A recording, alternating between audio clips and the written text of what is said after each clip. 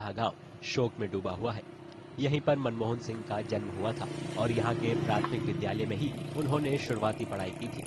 मनमोहन सिंह का जन्म 1932 में राजधानी इस्लामाबाद से लगभग 100 किलोमीटर दक्षिण पश्चिम में मौजूद इस गांव में हुआ था।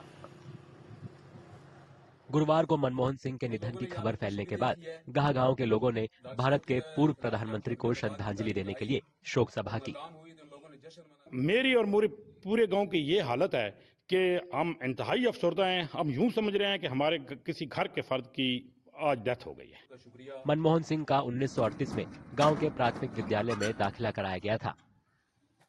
दिलचस्प बात यह है कि उस साल के स्कूल रिकॉर्ड अब भी सुरक्षित रखे गए हैं। मनमोहन सिंह के एक पुराने साथी के भतीजे राजा आशिक अली ने गांव के लोगों का उनसे जुड़ाव और उनके निधन के बाद की भावनाएं साझा की।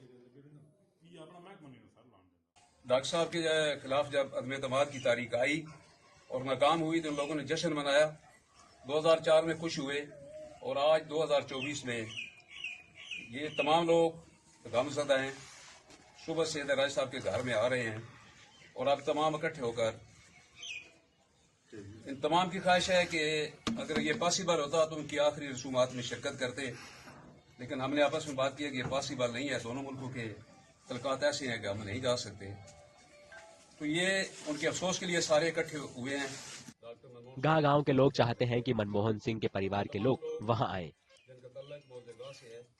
मनमोहन सिंह साहब को के दौरे हुकूमत में हमारी तरफ से, हमारे अलियाने गांव की तरफ से कई बार उनको दावत दी गई, लेकिन वो किसी मजबूरी की बिना पे या नहीं आ सके।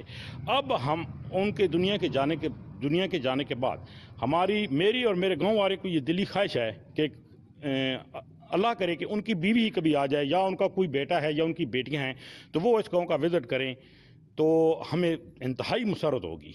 गांव के लोग उनके देश की सरकार की तरफ से किए गए कुछ विकास कार्यों का श्रेय मनमोहन सिंह को देते हैं। जब वो भारत के प्रधानमंत्री बने तब ये गांव सुर्खियों में आया।